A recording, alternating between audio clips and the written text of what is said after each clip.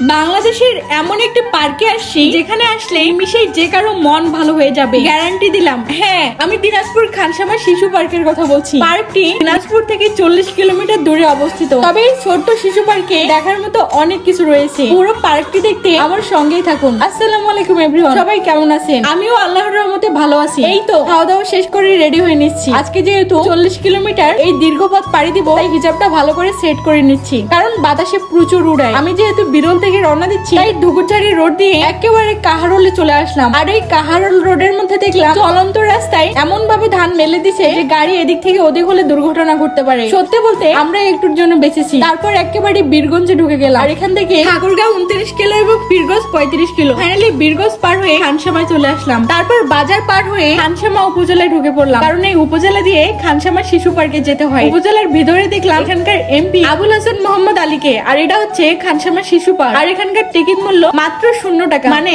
এটা জনসাধারণের জন্য একদম ফ্রি। তাই আমি টিকিট ছাড়াই একদম ভিতরে ঢুকে গেলাম। আর গেটে ঢুকে প্রথমে দেখতে পেলাম আমার থেকে একটা বিশাল হাতি। বাস্তবে তো হাতি দেখলে 15 হাত দূরে থাকি, আজকে তার একদম কাছে চলে আসছি। তারপরে এখানে দেখলাম অর্ধেক মানুষ অর্ধেক খরগোশ। ওটার নাম কি দিব বুঝতে পারছি না, যেহেতু তার হাতে একটা লাঠি আছে তাই তাকে দারোয়ান ভাই বলা যায়। তার পাশে ছিল একটা বিশাল জিরাফ। জিরাফকে বিদে দিয়ে দেখলাম এখানে দুটো বাচ্চা ঝুলতেছিল, তাই দেখে আমারও উঠতে মন চাইলো, কিন্তু একা ওঠার কারণে আমার সর্বোচ্চ শক্তি দিয়েও এটাকে নাড়াতে পারছিলাম না। তাই কি আর করার, এবার একটা ঘোড়া দেখতে পেলাম। এখানে ওর পিঠে ওঠা যেত, কিন্তু আমি উঠলে যদি ভেঙে যায় তাই উঠলাম না। এদিকে একটা দোলনাও ছিল, তবে দোলনার সাথে আমার বরখাটাও ধুলায় দুলতেছিল। এবার এখানে দেখতে পেলাম একটা নীল প্রজাপতি। এখানে এসে নিজেকে ডানা কাটা প্রজাপতি মনে হচ্ছিল। ওমা, এখানে দেখে একটা সিংহ মামাও আছে। তাকে দেখে ভয় পাওয়ার কথা, কিন্তু আমি তাকে ভয় পাচ্ছিলাম না, উল্টো তার পিঠে ওঠার চেষ্টা করছিলাম, কিন্তু উঠতে পারছিলাম না। এদিকে একটা শকুনি মামা দেখতে পেলাম। চিত্রকর্মগুলো অনেক নিখুঁত ভাবে করেছে, দেখেই ভালো লাগছিল। আর এখানে আপাগুলো বসে গল্প করতেছিল। ওরা গল্প করুক, আমি এদিকটায় চলে আসলাম। এখানে একটা উট পাখিও ছিল, এছাড়া টিয়া পাখি, সারস পাখি সহ আরো অনেক প্রকার পাখি ছিল।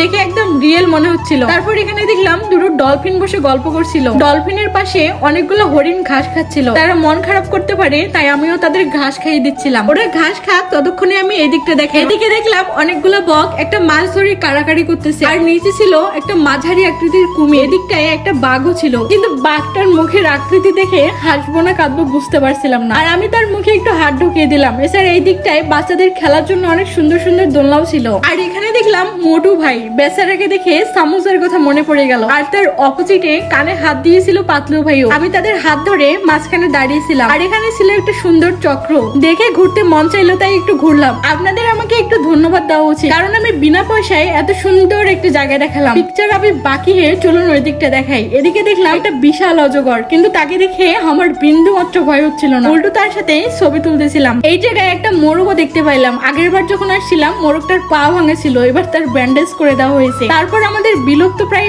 প্রাণী ডাইনোসরকে দেখতে পেলাম। আর এই দিকটায় পার্কের কোনো খেলনা ভেঙে ছিল, তাই সেটা মেরামত করা হচ্ছিল। এবার আমার হাতের ডান পাশে দেখলাম একটা ব্যাঙ, আর বাম পাশে ছিল একটা কচ্ছপ। আমি তার উপরে উঠে বসে গেলাম। এখানে এসে ভালো লাগছিল। আর এই জায়গায় একটা বকও ছিল, গাছ ভর্তি টিয়া পাখি ছিল, একদম রিয়েল মনে হচ্ছিল। শুধু টিয়া নয়, চারটা ময়না পাখিও ছিল, সাথে জিরাফও ছিল। ও সরি, এগুলো মেবি জেব্রা। আর এই গরিলাকে দেখে 1 সেকেন্ডের জন্য আপনার মনে হবে এটা রিয়েল। আমি তার সাথে একটু হ্যান্ডশেক করলাম। তারপর এখানে একটা বানর দেখলাম, সে মনের সুখে কলা খাচ্ছিল, আমিও একটু খাওয়ার চেষ্টা করছিলাম। এবার এখানে দুটো ময়ূরও দেখতে পেলাম। এবার চলে আসে আমাদের জাতীয় পাখি দোয়েলের কাছে। দোয়েলটা একদম রিয়েল মনে হচ্ছিল। তারপর এখানে ক্যাঙ্গারুর কাছে চলে আসলাম। এই প্রাণী দেখলে আমি অবাক হয়ে যাই, কত সুন্দরভাবে নিজের বাচ্চাকে পেটে লুকিয়ে রাখে। নিজের কিছু হয়ে যাক, কিন্তু বাচ্চার ক্ষতি হতে দেয় না। তারপর এখানে একটা কাঠবিড়ালি বাদামি লেবু খাচ্ছিল, আমিও একটু টানছিলাম খাওয়ার জন্য, কিন্তু সে দিচ্ছিল না। আর এই ভাই দেখলাম দূরবীন নিয়ে কি জানি দেখতেছিল, আমিও দেখার চেষ্টা করতেছিলাম, আমি কিছুই দেখতে পারছিলাম না। আর এই ব্যাটারি এখনো দেখানো হয়নি। এই মনের সুখে কালা চশমা পরে হারমোনিয়াম বাজাচ্ছিল, আমিও একটু বাজানোর চেষ্টা করতেছিলাম, কিন্তু তার হারমোনিয়াম আর বাজে না।